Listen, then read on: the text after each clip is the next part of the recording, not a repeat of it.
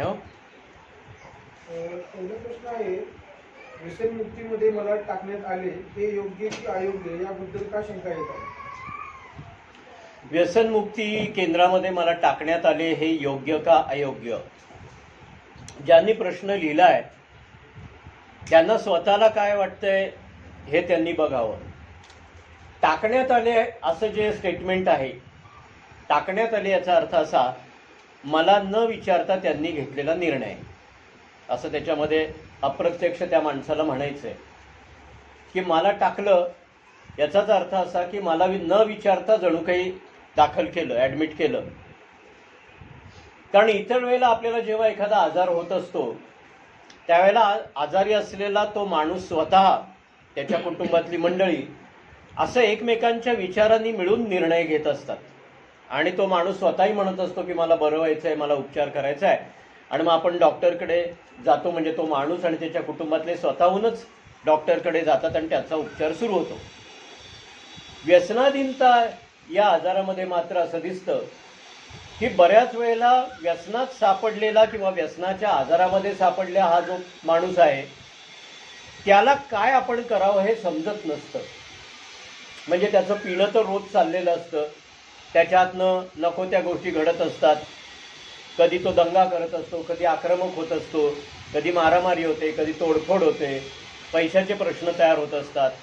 असं सगळं त्याचं होत असताना सुद्धा तो स्वतः असा निर्णय घेऊ शकत नसतो की नाही नाही मला थांबलं पाहिजे, मला ताबडतोब दाखल करा, मला बरं व्हायचं आहे, मला डॉक्टरकडे न्या, असं तो म्हणत नाही. त्याला सांगणारे सारखं सांगत असतात, अरे तुझं जरा जास्ती होतंय, थांब तू स्वतः, असा बराच काळ त्याला सांगत असतात. पण तो निर्णय घेऊ शकत नसतो. तो का निर्णय घेऊ शकत नसतो याचं उत्तर लक्षात घेऊया आपण. तुम्हाला माहिती आहे की व्यसनामध्ये एकदा सापडलं आपण की अगदी सुरुवातीपासून आपण पाहत आलेलो आहोत की त्याची जी 4 लक्षणं आहेत, की पहिलं लक्षण काय आहे आठवतंय का विसरलात? Increase tolerance. करेक्ट. प्रमाण वाढत वाढत वाढत वाढत चाललेलं आहे. दुसरं लक्षण आठवतंय? कंपल्शन. त्या माणसाला एकदा व्यसन केल्यानंतर त्याचा जोपर्यंत इम्पॅक्ट आहे, अंमल आहे, तो उतरत उतरत चालला की तो माणूस घाबरावायला लागतो, अस्वस्थ व्हायला लागतो आणि त्याला पुढची नशा करावीच लागते. म्हणजे कंपल्शन सुरू होतं.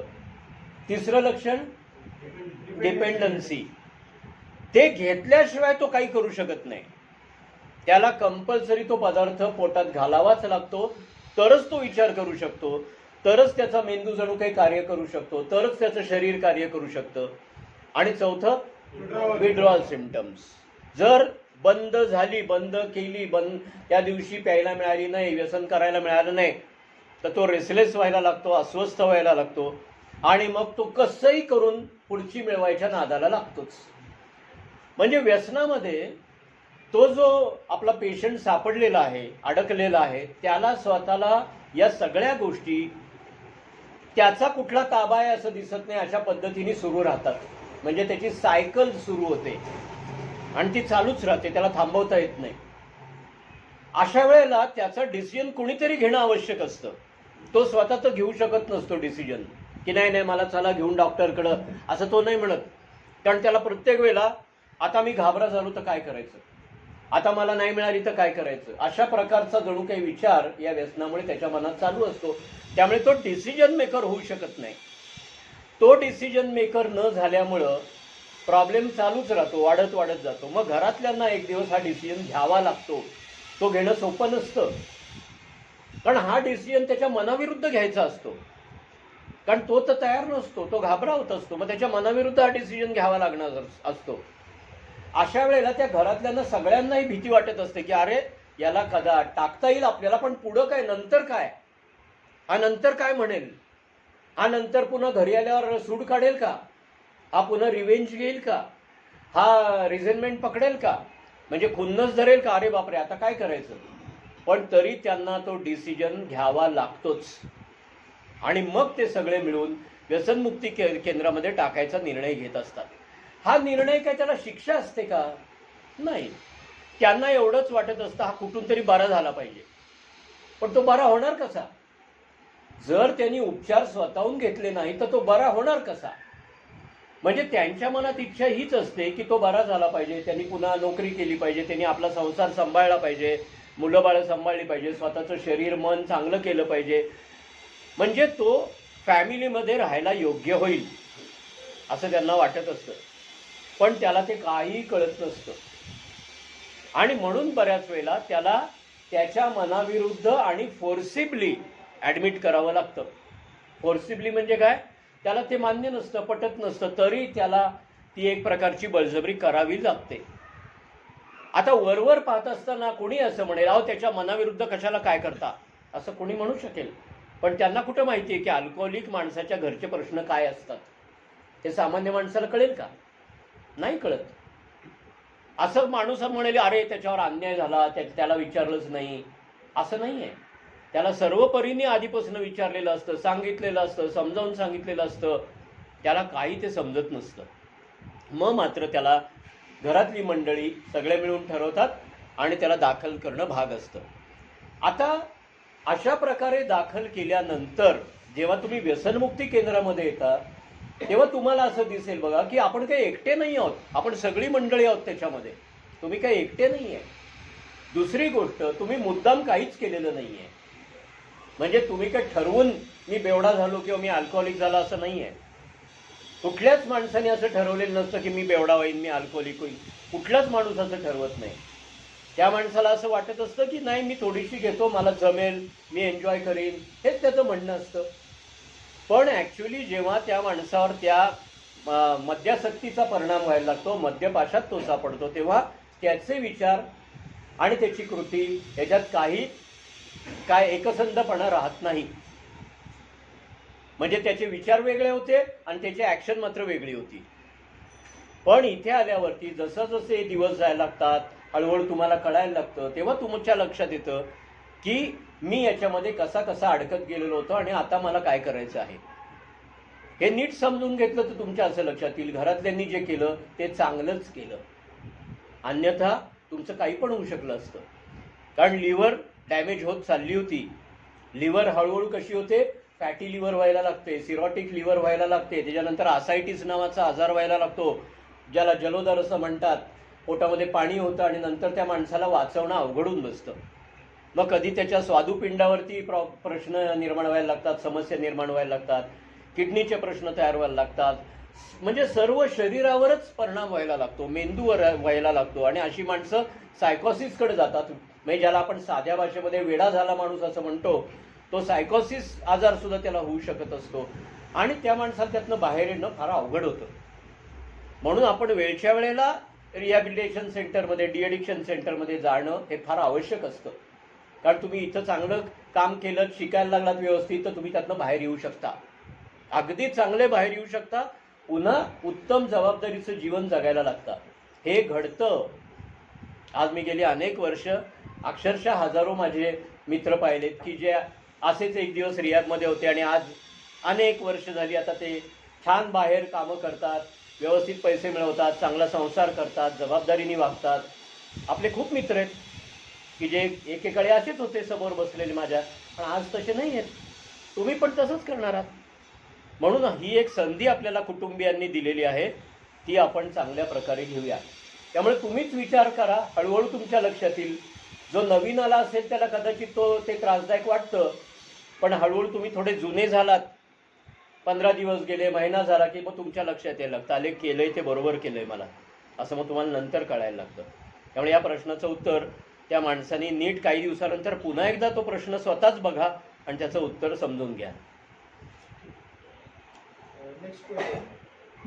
व्यसन करण्याआधीपासून कोणी तिरसट वागला की तीव्र संताप यायचा आणि व्यसनानंतर तर अधिकच तो संताप वाढला, मार्गदर्शन करायला. हो, बरोबर आहे. व्यसनामुळे आपल्या मेंदूवरती जो परिणाम होत असतो त्यामुळे बऱ्याच वेळेला आपले विचार आणि आपल्या भावना आपल्या ताब्यात राहत नाहीत. मुळातच आपल्या भावना आपल्या ताब्यामध्ये राहण्यासाठी आपल्या मनाला योग्य विचार करायची, म्हणजे विवेकी विचार करायची सवय लावावी लागत असते. ती आपोआप लागत नाही, ती जाणीवपूर्वक करावी लागत असते. विवेकी विचार म्हणजे रॅशनल थिंकिंग जे आहे ते आपल्याला स्वतःला शिकावं लागतं, समजून घ्यावं लागतं. मग हळूहळू आपल्या भावनांवर आपला ताबा यायला लागतो. तो येतो, पण त्यासाठी आपल्याला शिकायची आवश्यकता असते. ते आपोआप होत नाही. कारण लहानपणापासून ज्या प्रकारे आपण या जगाकडे बघत राहिलेलो आहोत, त्यातनं कित्येकदा आपल्या मनामध्ये अयोग्य प्रकारचे म्हणजे अविवेकी अशा प्रकारचे दृष्टिकोन विचार तयार होत गेलेले आहेत. बऱ्याच काळापासून ते होत गेलेले आहेत. त्यामुळे ते एकदम अचानक बदलले असं होत नाही. मग त्याच्यावर आपल्याला अभ्यास करावा लागतो, विचार करावा लागतो आणि मार्गदर्शन घ्यावं लागतं. म्हणजे आपण योग्य पद्धतीने आपल्या भावना हँडल करायला शिकतो, हाताळायला शिकतो आणि बदल होतो. नक्की बदल होतो, पण आपल्याला त्याची प्रॅक्टिस करावी लागते.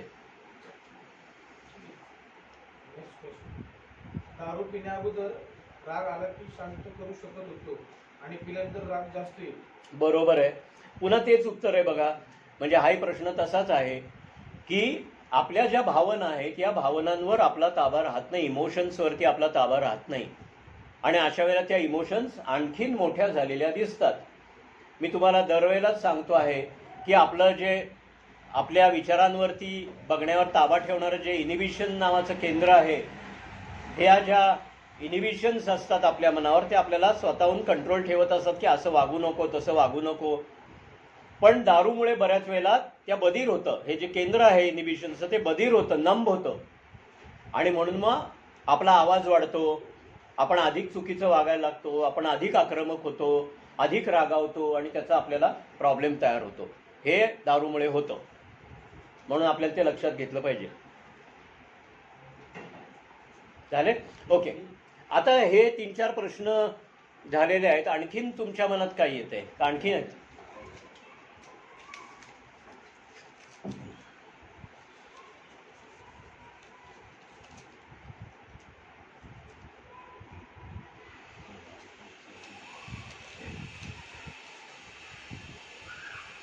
मला इथून गेल्यावर तुच्छ वागणूक मिळते, ती सहन होत नाही. इतरांकडून तुच्छ वागणूक मिळते, ती सहन होत नाही. याच्यावर काय करावं? मी इथून गेल्यानंतर मला तुच्छ वागणूक मिळण्याची शक्यता आहे. तुम्ही इथून गेल्यानंतर तुमच्या घरी जोपर्यंत तुमचा बदललेला अनुभव त्या घरच्यांना येत नाही, तोपर्यंत त्यांच्या मनामध्ये तुमच्या मागचं जे तुमचं वर्तन त्यांनी पाहिलेलं आहे तेच त्यांच्या डोक्यात असू शकतं. मग काय आहे प्रश्न?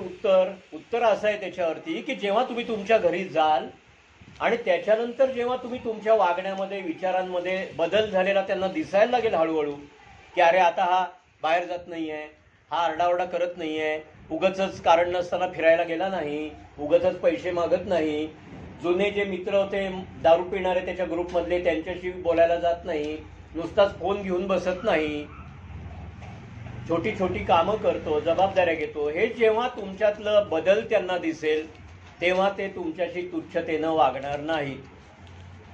मुळामध्ये ते तुच्छतेनं तुमच्याशी वागणार नाहीयेत, पण त्यांना तुमची भीती वाटणार आहे. एवढं लक्षात ठेवा. भीती वाटणार आहे कारण तुम्ही त्या घरी गेल्यानंतर बऱ्याच वेळेला पुन्हा पुन्हा व्यसनाकडे गेलेले आहात आणि त्यांना तो तसा अनुभव आहे की हा काही दिवस चांगला राहिला परत प्यायला लागला, काही दिवस बरा राहिला परत प्यायला लागला. असा अनुभव त्यांना असल्यामुळे त्यांना तुम्ही जेव्हा घरी जाणार आहात तेव्हा त्यांना भीती अशी वाटणार आहे, अरे बापरे, इतके दिवस घरातले शांत गेले सगळे, आता आला का परत हा, आता झाली का परत सुरुवात. अशा प्रकारचा विचार कुटुंबातल्या मंडळींच्या मनात येणं शक्य आहे. आपण शहाणं व्हायचं आहे असं की मी आता अशा प्रकारची परिस्थिती निर्माण होऊ देणार नाही, ही माझी जबाबदारी आहे असं तुम्ही म्हटलं पाहिजे. माझी जबाबदारी ही आहे की माझ्या घरात शांतता नांदली पाहिजे, माझ्या घरातल्या छोट्या मोठ्या कामांची जबाबदारी मी घेईन, घरात पैसे मागणार नाही, उगाचच्या उगाच फिरायला जाणार नाही, हे आपलं पण आता ठरवायचं आहे. म्हणजे त्यांनी काही म्हणायच्या अगोदरच जर आपण शहाणे झालो तर मग ही तुच्छतेची वागणूक मिळणार नाही. पण त्यांच्या मनामध्ये भीती असू शकते आणि त्यांना असं वाटतं, अरे बापरे, याच्याशी वाद घालायलाच नको, हा चिडणार, रागवणार आणि परत दारू प्यायला जाणार. म्हणजे ते लोक कमीत कमी तुमच्याशी बोलतील.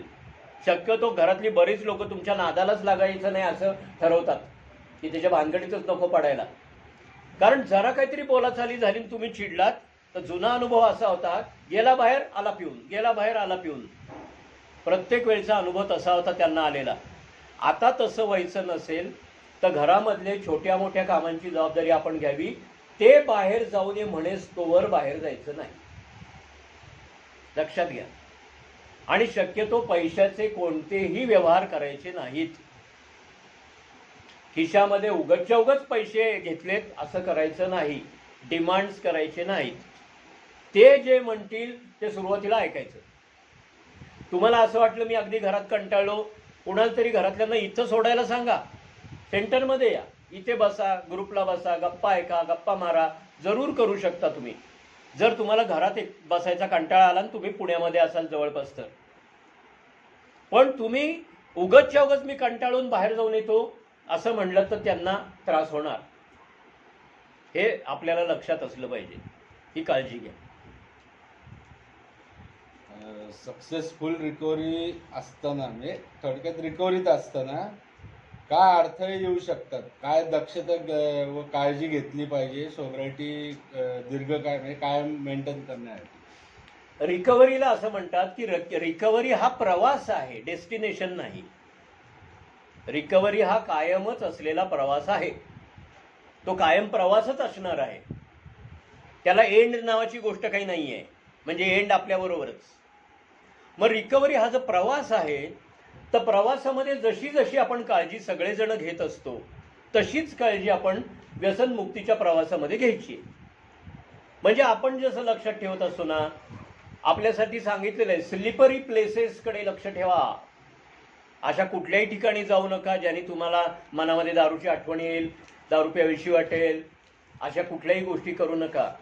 अशा कुठल्याही प्रकारचं संभाषण करू नका ज्यातनं राग, भांडणं, खुन्नस तयार होईल. असं काही करायला जाऊ नका.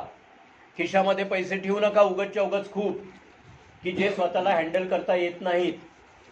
पैसे मिळवू शकतो आपण, पण पैसे हँडल नाही करू शकत. म्हणून पैसे आपल्यापाशी कमीत कमी आणि गरजेपुरतेच असायला हवेत. दुसरी गोष्ट, कुठली सबस्टिट्यूट शोधायला जाऊ नका. मी इतके दिवस दारू पित होतो, आता मी जस्ट ताडी प्यायला लागलो थोडीशी. नाही, हे सबस्टिट्यूट आहे, भानगडीत पडायचं नाही. किंवा मी बियर पितो, ती थोडीच हार्ड लिकर आहे, असलं काहीतरी तत्वज्ञान सांगू नका. आपल्यासाठी कुठल्याही प्रकारचा अल्कोहोल किंवा कुठलाही अंमली पदार्थ घातकच असणार आहे. कित्येक लोक दारू सोडून मी थोडासा गांजाचा कश लावतो असं म्हणायला जातात आणि मूळ पदावर येते गाडी. आपल्याला कुठलाही अंमली पदार्थ चालणार नाही, कुठलाही नाही. त्यामुळे हा जो प्रवास आहे, हा प्रवास चांगला करायचा असेल तर आपल्याबरोबर आपण हे जे शिकलेलो आहोत, ही सगळी तत्व, माहिती, चांगली चांगली माणसं जी या व्यसनमुक्तीविषयी जाणकार आहेत, एचे सभासद, आपल्या केंद्रामधला स्टाफ मेंबर्स, सायकोलॉजिस्ट, सायकिएट्रिस्ट, काउन्सिलर्स, आपण यांच्याबरोबरच प्रवास करायचा. एकट्याने फिरायला जायचं नाही प्रवासाला, कारण आपल्याला ते धोकादायक आहे. कालांतराने आपल्याला जेव्हा चांगला अनुभव येईल, हळूहळू आत्मविश्वास वाढेल, तेव्हा मग तो प्रश्न येणार नाही. कारण तुमच्या मनामध्ये पक्क बसलेलं असेल की आता मला सर्वात महत्त्वाचं कायमस्वरूपी काय आहे, तर माझी मद्यमुक्ती हेच आहे आणि हेच असू शकणार. हे तुम्हाला एकदा मनापासून पटलं ना की मग तुम्हाला काळजी करायचं कारणच नाही. परंतु सतत मध्ये मध्ये आपल्याला जागरूक राहावं लागतं. कारण ठराविक काळानंतर आपल्या मनामध्ये पिण्याचा झटका येऊ शकतो.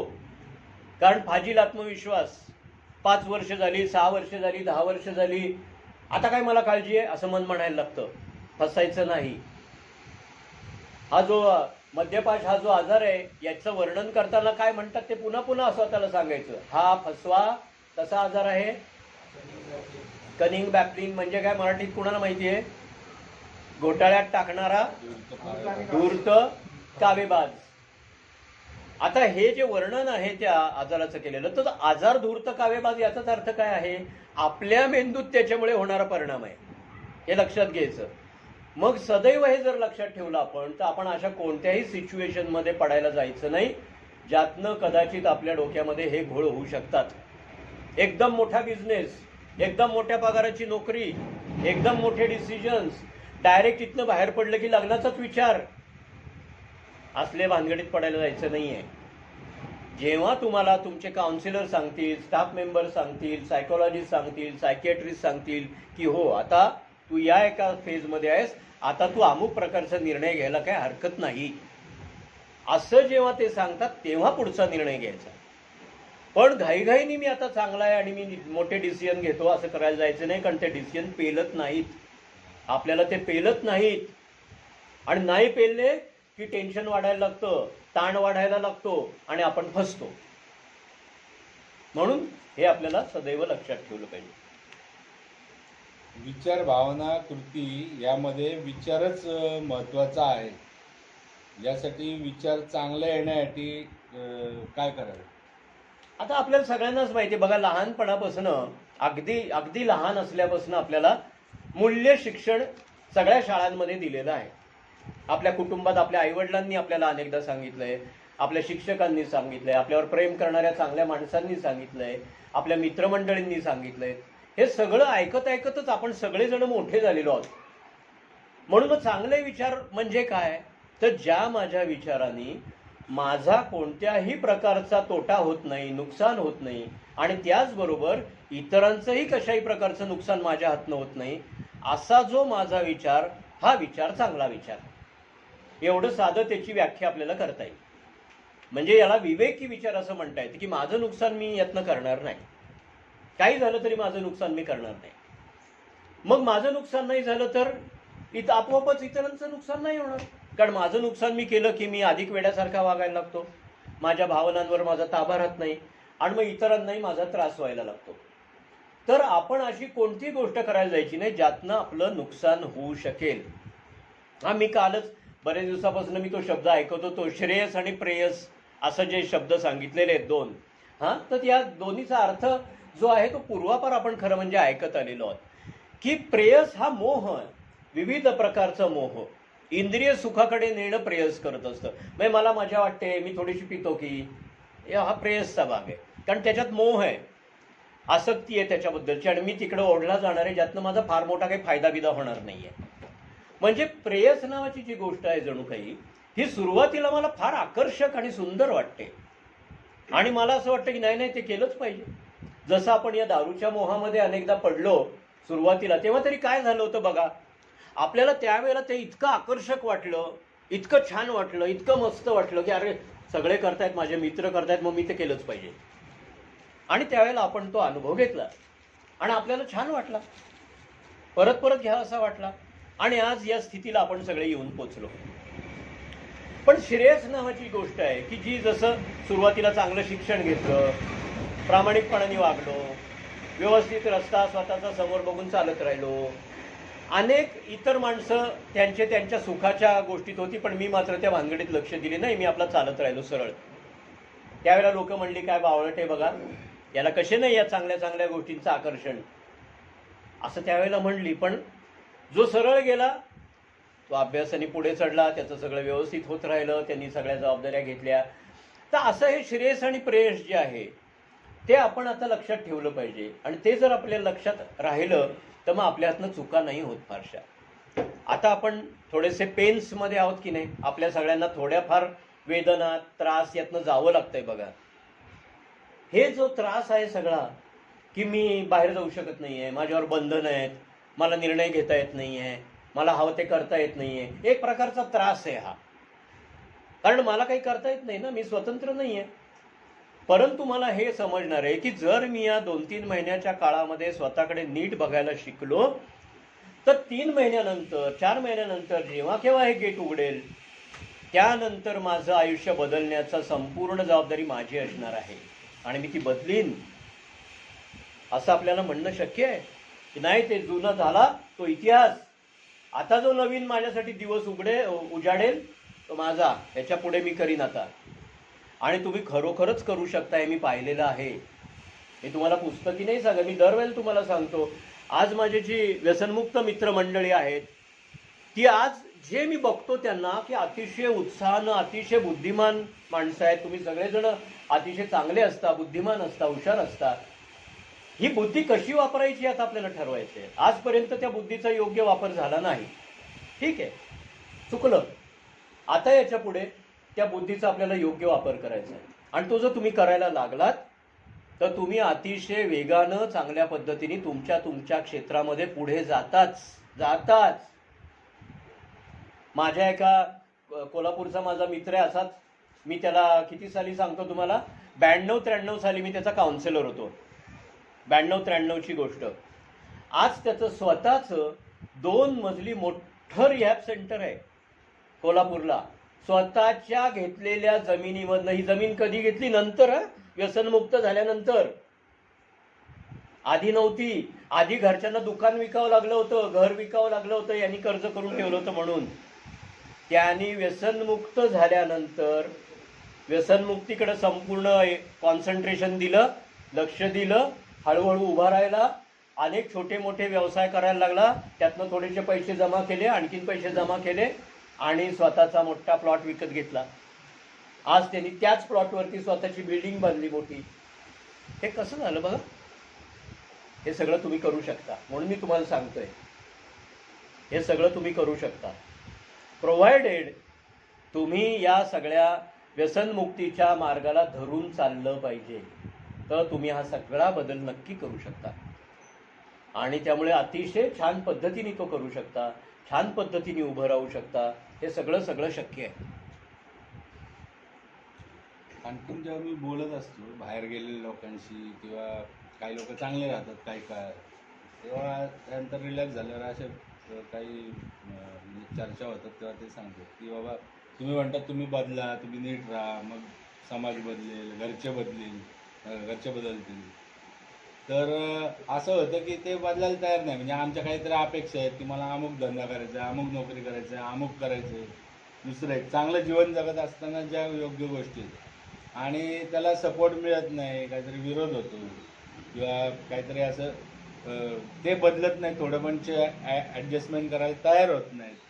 अशा वेळेला सहन होत नाही आणि असं वाटतं मग सुधरून तरी काय फायदा, मग पेलेलंच बरं, असा जो विचार येतो तीव्र, तर काय करावं? म्हणजे असं पहिली गोष्ट, हा जो प्रश्न सारंग सरांनी विचारलाय, हा प्रश्न विचारणारे जे लोक आहेत ते लोक मला काम करताना कधीही दिसलेले नाहीयेत. मुळात प्रोग्रामवरती त्यांना घाई झालेली असते, प्रोग्राम राहतो बाजूला, त्यांना भराभरा उभं राहायचं असतं, फक्त प्रोग्राम नसतो घ्यायचा. त्यांना असं वाटत असतं माझ्याकडे खूप पैसे आले की लोक माझ्याकडे बघतील, माझ्याकडे अमुक झालं की लोक मला मान द्यायला लागतील. म्हणजे त्यांना असं वाटतंय की त्यांचा गेलेला मान ते पैसे भरून काढतील, त्यांचा गेलेला मान त्यांची श्रीमंती भरून काढेल. नाही, हे खोटं आहे. म्हणून कुठल्याही बाकीच्या माणसांकडनं ही अपेक्षा करण्यात कोणताही अर्थ नाही. आपण असं स्वतःला म्हटलं पाहिजे, जे करीन ते स्वतःच्या हिमतीवर करीन. पहिलं तत्व लक्षात घ्या, जे करीन ते स्वतःच्या हिमतीवरती करीन. आणि तुम्ही स्वतःच्या हिमतीवरच करू शकता आणि तेच टिकाऊ आहे. दुसऱ्याच्या हिमतीवर केलेली कोणती गोष्ट टिकाऊ नसते, कारण आपण खस्ता काढलेल्याच नसतात त्याच्यामध्ये. आपल्याला आपल्या हिमतीवरती करायचंय. मग आपल्या हिमतीवरती करायचं असेल तर इथे असतानाच हा प्रोग्राम इतका मनापासून सुरू करा की तुम्हाला तुमचा फरक जाणवला पाहिजे. अरे आता मला पहिल्यांदा लक्षात येतंय की मी कसं उभं राहायचं. तुम्ही दुसऱ्यांच्या जीवावर जर मनोरे रचणार असाल तर ते कोसळणार आहेत, हे पहिलं लक्षात घ्या. अशी माणसं सोबत राहू शकत नाहीत, कधी धड राहू शकत नाहीत, कारण ते सगळं दुसऱ्याच्या खांद्यावरनं करायला बघतात आणि कोसळतात. आणि कोसळल्यावर सुद्धा दुसऱ्यांना ब्लेम करतात. म्हणजे कोसळतात ते स्वतःच्या वेडेपणाने, पण ब्लेमिंग मात्र दुसऱ्यांचं. यांनी मला मदत केली नाही, यांनी मला समजून घेतलं नाही, यांनी मला काही दिलं नाही. नाही, याचं मूळ उत्तर असं आहे, तू तुला समजून घेतलं नाहीस, तू स्वतःच्या हिमतीवर उभा राहिला नाहीस, तू शून्यातनं का उभा राहायचे काय स्वतःला सांगितलं नाहीस, तू कष्ट घ्यायला कमी पडलास. याचं काय करायचं? मित्रांनो, अजिबात असं करू नका. कुणाच्याही जीवावरती आपण उभं राहायचं असं म्हणायला जाऊ नका. तुमची सोबरायटी ही तुमची जबाबदारी आहे, इतर कुणाचीही ती जबाबदारी नाही आहे. आपली सोबरायटी ही आपली जबाबदारी आहे, कुणाची इतरांची ती जबाबदारी नाही आहे. म्हणून कुणालाही कधी ब्लेम करायचं नाही आहे. ब्लेम करायला गेलात याचाच अर्थ असा, तुम्हाला स्वतःच्या जीवावरती उभं राहायचं नाही आहे म्हणून तुम्ही ब्लेम करतात. नाही, ब्लेम काही करायचं नाही आहे. इथे असतानाच तुम्ही बसा ना. सारंग सर आहेत, इतर मंडळी आहेत, इतर स्टाफ मेंबर आहेत, त्यांची घ्या ना मदत. मी नेहमी म्हणत असतो, अरे तुला वाटतंय ना तुझी स्वप्न, लिहून काढ तुझी स्वप्न. तुला काय करावं असं वाटतं, तुझी ध्येय कोणती आहेत, तुला गोल्स कोणते वाटतात पुढे जायचे, तुला कशात मजा वाटतेय, लिहून काढ. आपण जेव्हा ते लिहून काढत असतो तेव्हा त्याच्यामध्ये कोणते अडथळे येऊ शकतात हे सुद्धा लिहून काढू शकतो. कारण आपल्याला अंदाज आहे आपल्याला जे करायचंय त्याच्यामध्ये काय काय अडथळे असतील, मग आपल्याला त्याची उत्तरं शोधता येतात ना. आपण म्हणू शकतो, अरे हा अडथळा तर काय करू, कुणाची मदत घेऊ, हा अडथळाला कुणाची मदत घेऊ. मदतीला भरपूर माणसं असतात, पण डायरेक्ट मला कुणीतरी मदत करा म्हणजे मी मोठा होईन, नो, हे उत्तरच नाही. त्यामुळे सरांनी जो प्रश्न वाचून दाखवला, हा प्रश्न अशाच माणसांच्या मनामध्ये येत असतो जे दुसऱ्याच्या मदतीने मनोरे रचायला जातात. लक्षात घ्यायचं, जो स्वतः कष्ट करायला तयार आहे त्याच्या मनात हा प्रश्न येण्याचं काही कारण नाही आहे.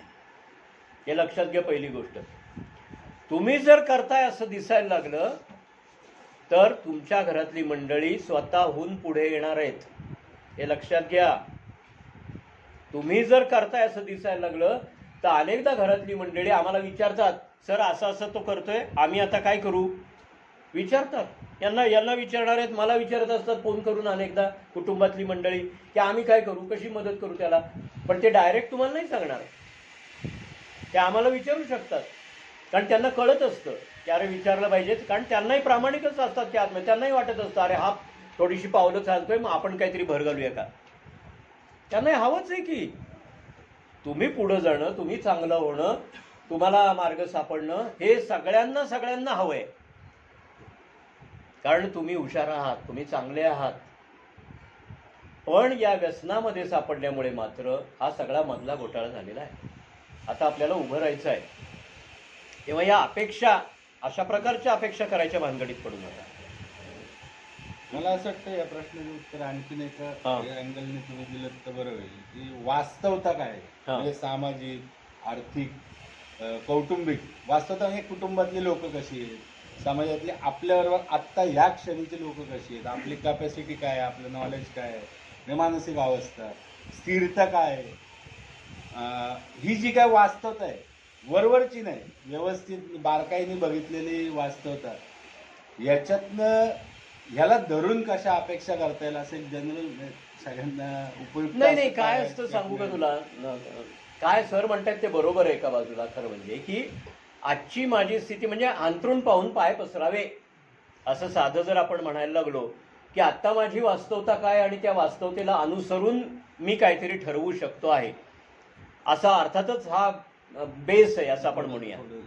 पैशाचं असं नाही, बरेचदा असं भावनिक लेवलवर जे असतात निगेटिव्ह स्ट्रोक, इथं पैसा असं येत नाही की काहीतरी बाबा माझं म्हणणं आहे, बाबा अमुक एक करू, ते इकडे जातो, नाही जायचं, असे जे स्ट्रोक येतात तर त्यांना सांगा की तुम्ही बदलायला जरा, असं जे म्हणणं असतं. आणि ते म्हणतात नाही आम्ही त्याला लहानपणापासून बघतो, तो कसं आहे आम्हाला चांगलं माहिती आहे. आणि स्वतःकडे नीट बघितल्यामुळे न बघितल्यामुळे आतमधनं आपण कसे होते, स्वतःला न ओळखल्यामुळे जे कन्फ्युजन होतं, स्वतःच विषयी जे भ्रम होतात, नाही मी चांगलाच आहे, तर थोडंसं याच्याबद्दल काय. नाही पण हे जे आहे ना, हे जे सारंग सर म्हणतायत ना, काय लक्षात असं घ्या की ही जी धडपड आहे आपली धडपड काय आहे, जसा बुडणारा माणूस मिळेल त्या काठीचा आधार घेऊन वर यायला बघतो कारण त्याला जगायचं असतं, तसं बऱ्याच वेळेला आपल्याला सुद्धा व्हायला लागत असतं की मला बोट द्या म्हणजे मग मी वर येईन असं आपलं म्हणणं असतं.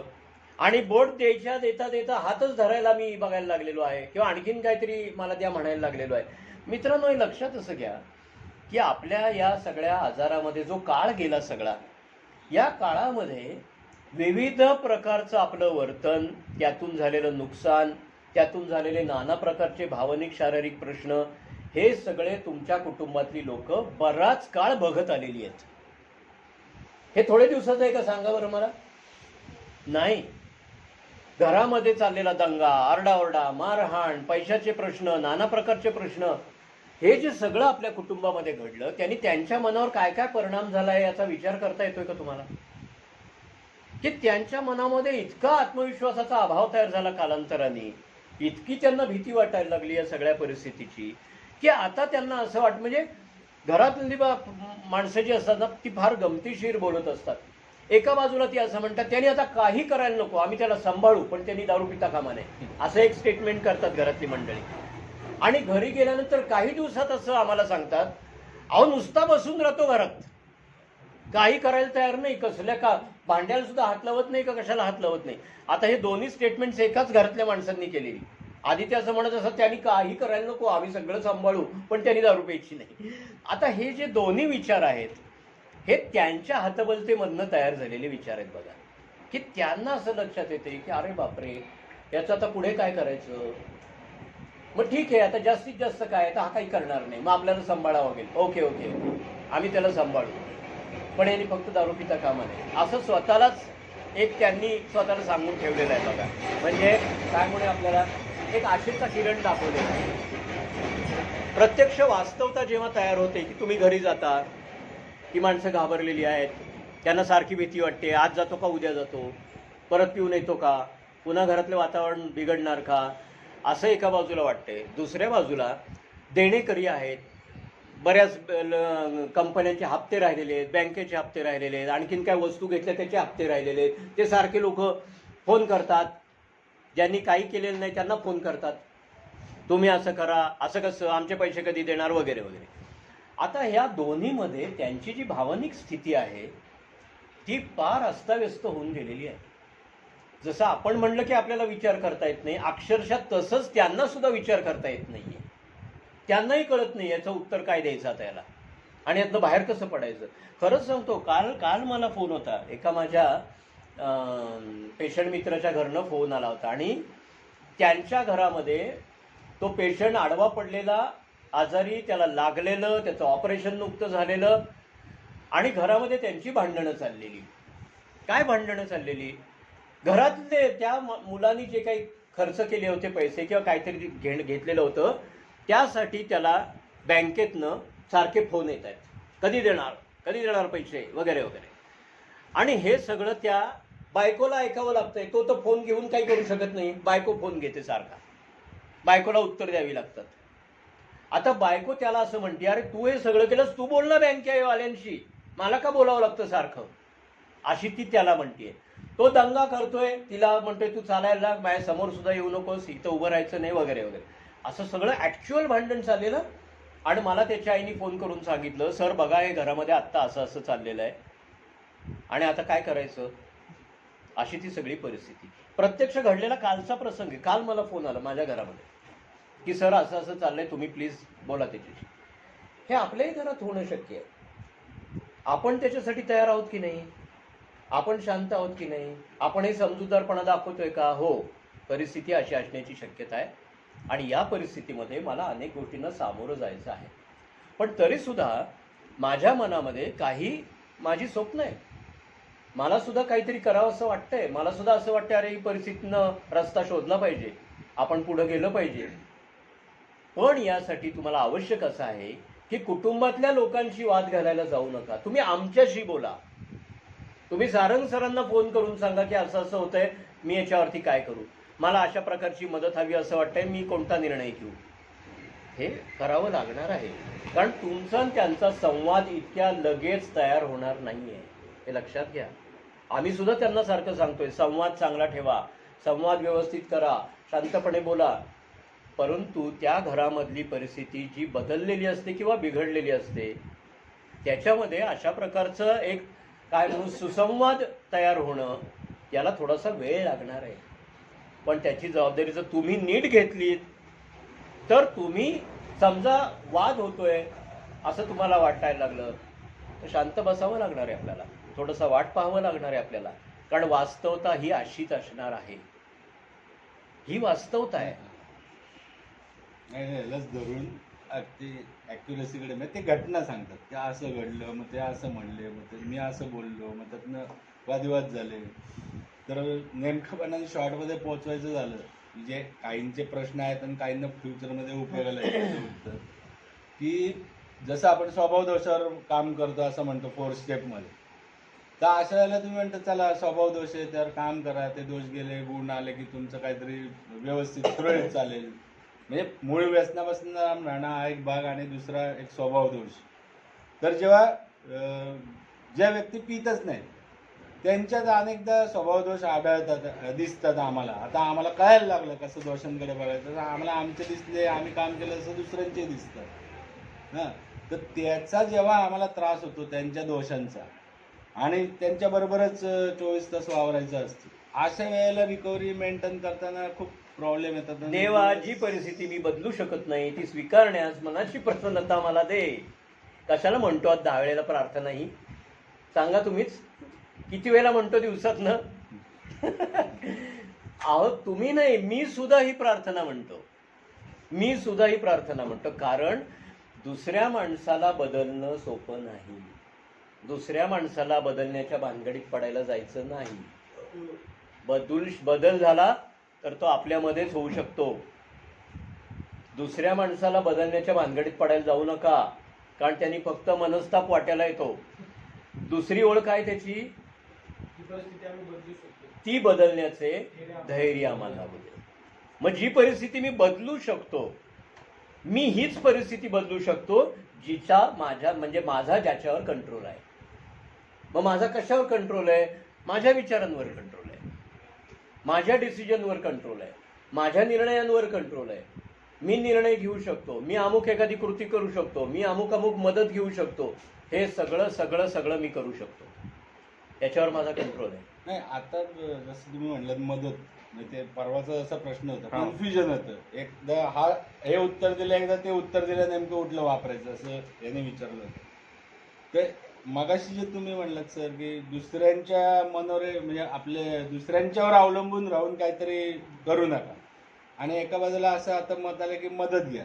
तर आत्ता यांचं म्हणणं असतं की ठीक आहे, आम्ही चुकले वगैरे सगळं मान्य आहे, पण आत्ता तर सोसायटीमध्ये आम्ही डिपेंड होतो. म्हणजे त्यांच्या घरात राहावं लागतंय, त्यांची मदत घ्यावी लागते, त्या भावनिक झाली, आर्थिक झाली, जे काय असेल. असं असताना जेव्हा ते सपोर्टिव्ह राहत नाही, मग काय करायचं? असं बाहेरचे तर अशा यांना फोन करायचा, यांना फोन करायचा की असे बघा, तुम्ही आता एवढं सांगितलं बघा काय घरामध्ये, असं सांगायचं. म्हणजे सगळ्यात सोपी गोष्ट अशी आहे त्याच्यामधून की नाही, कशासाठी खरंच सांगतो तुम्हाला, पुष्कळ वेळेला काय होतं की आपण आणि घरामधली मंडळी यांच्यामधला सुसंवाद होणं फार अवघड होऊन बसतं. कशासाठी? कारण जो जुना अनुभव आहे सगळा, हा सगळा जुना अनुभव इतक्या सहजासहजी दोघांच्याही मनातनं पुसला जात नाही. दोघांच्याही, मलाही काहीतरी म्हणत असतं, त्यांनाही काहीतरी म्हणायचं असतं, आणि त्यांना सारखी भीती वाटत असते, मी जर ते काढलं तर अरे बापरे. आणि तुम्हालाही असं वाटत असतं, हा जो विषय मी यांच्यासमोर काढला तर हे परत मला काहीतरी ऐकवतील आणि माझे प्रश्न तयार होतील. हा जो संवाद आहे ना, हा संवाद सहजासहजी होत नाही ना. अशा वेळेला काय करावं लागत असतं? तुम्हाला जे म्हणायचं आहे, नाही तुम्हाला जसं आत्ता सर म्हणतात तसं की नाही नाही मला अमुक मदत लागणार आहे, म्हणा तुम्हाला तर लागणार आहे ना मदत, ती मदतचा मध्यस्थ हा माणूस काम करू शकणार आहे किंवा मी काम करू शकणार. आणि जे मी करत आलेलो आहे अनेकदा, की थेट तुम्ही काहीतरी बोलणं, याच्यामध्ये तुमची एक ठराविक भाषा त्यांच्या मनात घट्ट बसलेली असते. एक शब्द जरी तुम्ही जुना काढला तरी ते सगळी लाईन सुरू होते. तर तसं नाही करायचं. त्याच्याऐवजी तुम्ही असं म्हणाल की मी सरांशी बोललोय, ते तुमच्याशी बोलतील. हे जास्ती चांगलं असतं अशा वेळेला, कारण त्याच्यामध्ये आम्ही एका फिल्टरचंही काम करत असतो. तो फिल्टर तुमच्या बाजूनी पण असतो आणि त्यांच्या बाजूनी पण असतो. मग अशा वेळेला आम्ही वेगळ्या पद्धतीने तुमचंच म्हणणं वेगळ्या पद्धतीने त्यांना सांगत असतो आणि त्यांना महत्त्व असं पटवून देऊ शकत असतो की आपल्याला त्याला मदत करायची अशा प्रकारे, आणि आपण त्यातनं त्याला हा मार्ग द्यायचा आहे. हा संवाद होणं हे आवश्यक असतं खरं म्हणजे. तो संवाद सहजासहजी आपला होत नाही. त्यामुळे आपण ही मदत जरूर घ्या आणि यांना फोन करा.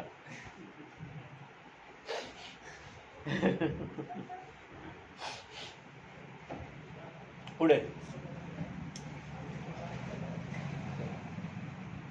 1-to-1 काय आहे? कारण काय जनरल स्टेटमेंट येतात असे जनरल प्रश्न विचारल्यावर, पण 1-to-1 घटनांवाईज म्हणजे बरेचदा सरांनी मला जे गायडन्स केलं आजपर्यंत, पण तो 1-to-1 आपण बोललो. 1-to-1 मध्ये तेच सांगतो मी त्यांना की माझ्या जे मनाविरुद्ध घडते किंवा मला काहीतरी अचीव करायचं आहे काहीतरी आणि ते होत नाही किंवा सपोर्ट मिळत नाही, तेव्हा अशा वेळेला मग काय करायचं? कारण इच्छा तर मारली की मग नैराश्य येते. तर अशा वेळेला मग कसा दृष्टिकोन बदलायचा, आयुष्याकडे कसं बघायचं, असं बरेचदा सरांनी मला गायडन्स केलं. म्हणजे आत्ता जे ते म्हटले यांना फोन करायचा, तर काही वेळेला काही गोष्टी सोडून द्याव्या लागतात, मी असं सांगितलं. हा म्हणजे एखाद्याचं असं म्हणणं आहे की मला सपोर्ट हवा आहे, तो कसला हवा आहे, तर मला लाखो रुपये हवेत बिझनेस करायला, हां, आणि मला तो बिझनेस करायचा आहे.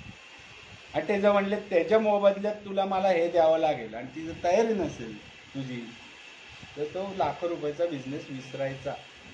सरळ ह्याचं उत्तर आहे. कारण आजपर्यंत बरेचदा घरातले काय म्हणतात, आम्ही दिलं काहीतरी केलं तुमचं ऐकून आणि उद्या तो नीट नाही वागला तर अगदी ते बरोबर. ह्याची गॅरंटी काउन्सिलर नाही देऊ शकत बरेचदा. नाही, म्हणून काय आहे, त्यामुळे त्यावेळेला तुम्हालाच ऐकावं लागणार, तुम्हालाच त्यातनं नाही नाही हळूहळू, काय- जसं सरांनी मगाशी उदाहरण दिलं की त्यांनी दुसरे काहीतरी बिझनेस केले, पैसे गोळा केले, जमीन घेतली आणि मग काहीतरी बिल्डिंग उभी केली, तर मग तुम्हाला मुंगीच्या पावलानेच जावं लागेल एकदम असं. पण ते खरं मुंगीचं पाऊल नसतं. कारण तुम्हाला मला मोबाईल मानाने आपण हा बरोबर आहे, तू म्हणतो तसं. काय झालं सांगतो तुम्हाला की सुरुवातीच्या काळामध्ये आता सारंग सर जसं म्हणतात तसं बघा की पहिली गोष्ट अशी की बिझनेस नावाची गोष्ट सध्या नाहीच पाहिजे, काट मारून टाकायची. बिझनेस नाही, कारण बिझनेसमध्ये भांडवल, मोठी अमाऊंट, जास्ती पैसे, हे सगळं येऊ शकत असतं नाही.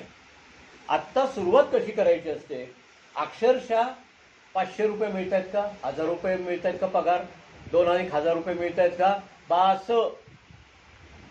आपल्याला कमीत कमी पैशांनी सुरुवात करायची आहे. नाही म्हणजे काहींचं असं प्रश्न हो. असतो, नोकरी करत असताना हो. काही माझ्याकडे गाडी होती, आज ती गाडी आहे, तर घरचे म्हणतात नाही तू ते बसनी जा, बरोबर आहे. आणि मला ते एक्झर्शन सहन होत नाही. हो.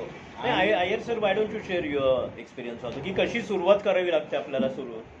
एक असं असतं की ज्या काळात आपण चांगलं करत असतो, आपण जसं ग्रोथ जात असते, आपण जसं जसं पुढे पुढे जात असतं, त्यावेळेला आपल्या मेहनत, आपल्या कामामध्ये जेवढं आपण गुंतवतो आणि पैसे येत असतात, आपण गाडी ऑटोमॅटिक घेतो, राहण्याच्या याच्यावरती असतो, तेव्हा पासून आपण चालू करतो साईड बाय साईड आपलं व्यसन जे आहे ते चालू असतं. त्यावेळेला लागतं नाही ठीक आहे पार्टी आहे.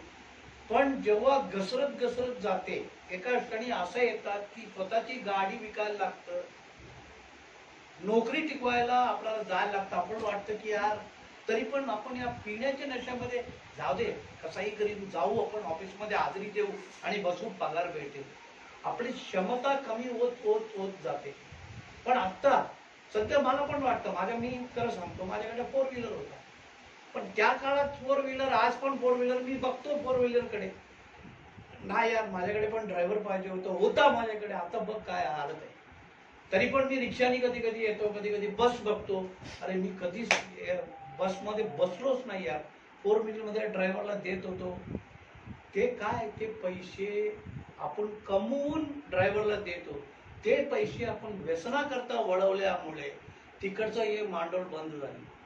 तिकडे येणं बंद झाल्यामुळे आता मेहनत घ्यायला लागते. नोकरी भेटते, नोकरी भेटण्यामध्ये प्रॉब्लेम नाही, आता चांगलं नोकरी भेटेल, पण आपण जे सिरियसनेस आहे की सोसायटी आपल्याला Exactly. थांबवायलाच लागणार. 2 रुपये कमी भेटलं, मी तर घाबरूट माणूस आहे, खरं सांगतो, मी या वयात घाबरूट.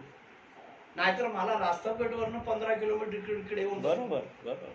भले काम सुटू द्या, भले काही, पण यांच्या समोर राहून मला माझा जीव, आता तर चला 61 झालं, 65 कसं होतंय, 70 कसं होतंय हे मी बघायला सुरुवात केली. बरोबर नाही, आणि पुढे कसं चालेल असं पुढे पुढे पुढे कसं चालायचं, बरोबर. म्हणजे आपण पुढे पाठीमागे आलो, माझी गिअर मी रिव्हर्स पाठीमागे आलेलो, त्या लेवलमध्ये नाहीये. काय काय त्याग करायला लागते, ते मनात दगड ठेवून त्याग करायला लागते. ते दगड ठेवताना तुम्हाला वाटेल आता पण नातेवाईक काय असं नाही म्हणत, माझं नाव शशीधर आहे, काय शशी काय चांगलं करत, आता बघताना वरनं खाली बघतात ते, तो कसं दिसतो, कारण त्यावेळेला डोळं दारू पिऊन तो माणूस असं बघत होता, आता कसं दिसतो. आपल्याला बोलायला लाज वाटते. पहिले तर आपण बिंदास बोलतो, हे बायकोला सांगायचं तू इकडे उभे का, काय म्हणतात तुम्ही, आपण बोलत होतो. त्यावेळेला आपण त्याच्या बायकोच्या पाठीमागे उभा राहतो, ते काहीतरी बोलतात का, आपल्या क्षणी काय बघतात का, बरोबर. ते असं बघत राहिले की मग म्हणायचं, मनात विचार येते की बघ तो आपल्याकडे अजूनही संशय बघतो की आपण दारू पिलेला आहे. बरोबर हे सगळं घटना होतच राहणार आहे. अगदी बरोबर. याच हिशोबाने मी चालत आहे. असंच आपण चालत जायचं. Very good, very good, very good. Thank you. मित्रांनो, अशा सगळ्यातनं आपल्याला जायचंय, पण आपण उभं राहायचंय. आपण तरी सुद्धा उभं राहायचं आहे. आणि त्यासाठी आपला छोटा मंत्र घ्यायचा आहे. काही झालं तरी आज पहिल्या गोटापासून मी लांब राहीन. छोटा मंत्र घेऊया आपण. जास्ती मोठं बघायचंच नाही आपल्याला. छोटा सिंपल मंत्र मनाशी पाहिजे. काही होऊ दे, मी आज पहिल्या गोटापासून लांब राहणार म्हणजे राहणार. परिस्थिती हळूहळू बदलत गेलेली दिसेल तुम्हाला. तुम्हाला अनुभव येईल. नक्की येणार, 100% येणार तुम्हाला तुमचा अनुभव की बदलत बदलत चाललंय सगळं. तुमचाही कॉन्फिडन्स जागा होईल. तुम्हाला काय नवीन नवीन संधी मिळायला लागतील आणि तुम्ही पुढे जाल. हे घडणार. हे मी का प्रश्न विचारले आज की बरेचदा काय होतं, जेव्हा बाहेरनं येणाऱ्या काउन्सिलर समोर ते बसतात आणि त्यांना सांगितलं जातं की बाबा नाही हे तुला करावंच लागेल, पर्याय नाही. तर ते ऐकतात पण ॲक्सेप्ट नसतं. पण जेव्हा मी असं मैत्रीत जेव्हा बोलत असतो त्यांच्याशी, तेव्हा मग ते खऱ्या भावना व्यक्त करतात की सर मग हे असं होणार असेल तर मग काय दारू सोडून फायदा आहे, मग मेलेलं काय वाईट आहे. म्हणजे जे रिअल असतं आतमध्ये खतखतणाऱ्या गोष्टी ओपनली ते बोलतात. आणि मग मरणं हा काय पर्याय नाही ना, किंवा पुन्हा दारू पिणं हा काय पर्याय नाही. तुला हे करावंच लागेल. अरे दुसरं काय करू नाही शकत. जर त्यांचे स्वभावच असे ते बदलायलाच तयार नाही तर काही वेळ द्यावा लागेल की दुसरी कुठली संधी मिळते का, दुसरी कुठली व्यक्ती सापडतात का, की बाबा ठीक आहे यांच्यावर आज डिपेंड आहे नाही तर दुसरा कोणतरी, त्याला वेळ द्यावा लागेल. आणि ती बरेचदा तयारी दिसत नाही. बरोबर. म्हणून मी हे प्रश्न का विचारले. बरोबर. बरेचदा तर कदाचित तुमच्या समोर हे व्यक्त होणार नाहीत आतल्या भावना. ते फक्त प्रश्न सांगतात, उत्तर बरोबर आहे. बरोबर. नाही म्हणूनच सर म्हणतात ते अगदी बरोबर आहे. पण यासाठी तुम्ही 1 to 1 काउन्सिलिंगला किती येता हा मुद्दा असतो त्याच्यामध्ये, की तुम्ही स्वतःहून माझे प्रश्न सर हे आहेत, मला हे तुमच्या समोर मांडायचे आहेत, असं तुम्ही स्वतःहून किती येत आहे बघा बरं. तसं येणं याच्यातच पहिला ॲक्सेप्टन्स दिसतो. ॲक्सेप्टन्स हा जो शब्द आहे ना, स्वीकार, हा रोज सतत बरोबर असावा लागतो. ॲक्सेप्टन्स हा कधीतरी देऊन उपयोग नसतो. मी 10 दिवसापूर्वीच ॲक्सेप्टन्स दिलाय या म्हणण्याला काही अर्थ नसतो. आत्ता या क्षणी आहे का ॲक्सेप्टन्स तुझ्या मनात, असं आपल्याला विचारावं लागतं. ॲक्सेप्टन्स याचा अर्थ असा की आत्ताची जी काही परिस्थिती आहे तिचा मी स्वीकार करतो.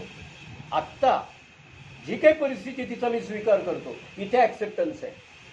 ॲक्सेप्टन्स म्हणजे मी मान्य केलंय की नाही, याला काही अर्थ नाही आहे. आपण जर हा ॲक्सेप्टन्स दाखवला तर तुम्ही स्वतःला असं विचारा की खरोखरच मला उभं राहायची इच्छा वाटतेय का, खरोखरच मला पुढे यातनं बाहेर पडावं असं वाटतंय का, काय काय मला वाटतंय, माझी ध्येय कोणती मला वाटतात, माझी स्वप्न कोणती आहेत बरं. तुम्ही स्वतःलाच विचारा आणि विश्वास ठेवा की तुम्ही जर हे काम नीट केलं, या कार्यक्रमावर राहिला, तुम्ही ते अचीव करणार म्हणजे करणार. प्रोव्हाइडेड, पुन्हा एकदा मी तुम्हाला सांगतो, प्रोग्रामला धरून राहायला पाहिजे. तुम्हाला जे जे करायचे ते पूर्ण होऊ शकतं, पण तुम्ही हा प्रोग्राम सोडायचा नाही.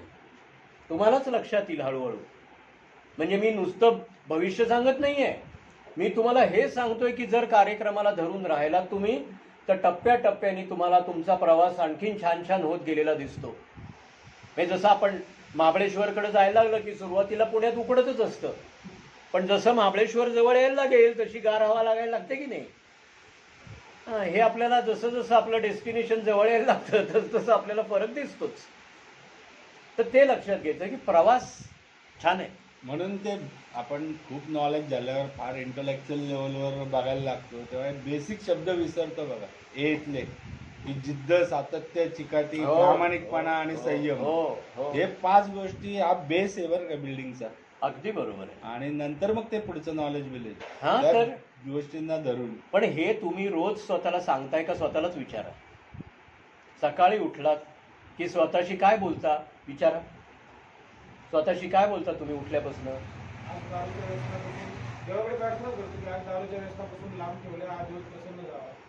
बरोबर, मस्त. तुम्ही म्हणा, हे स्वतःशी बोला. हे तुम्हाला जसा तो दिवस हवाय ते बोला. मला आज प्रसन्न वाटलं पाहिजे, मला छान वाटलं पाहिजे, माझ्या हातनं चांगलं काम झालं पाहिजे, मी मन लावून स्वतःला सांगतो, मी चांगले विचार करतो. स्वतःशी तुम्ही हे बोलायला शिका आणि तुमच्या असं लक्षात येईल की तुम्ही ज्या प्रकारे स्वतःला या चांगल्या विचारांचं, विवेकी विचारांचं मार्गदर्शन करतात, स्वतःच्या मनाशी हे बोलतात, तुम्हाला त्याचा अनुभव येणार, नक्की येणार. कोणाला आणखीन काही प्रश्न आहे? कारण आपली वेळ तशी झाली आहे, पण तरी राहून गेलं असं नको व्हायला म्हणून विचारतो. वैयक्तिक काय 1 to 1 मला साधनं म्हणलं, नंतर मग आहेत सर पुढे 1.5-2 तास. थांबूया, प्रार्थना सांगतो. देवा देवा, जी परिस्थिती आम्ही बदलू शकत नाही ती स्वीकारण्यास मनाची प्रसन्नता आम्हाला दे. जी परिस्थिती आम्ही बदलू शकतो ती बदलण्याचे धैर्य आम्हाला लावू दे. आणि अशा परिस्थितीतला भेद जाणण्याचे ज्ञान आम्हाला दे. धन्यवाद. थँक्यू.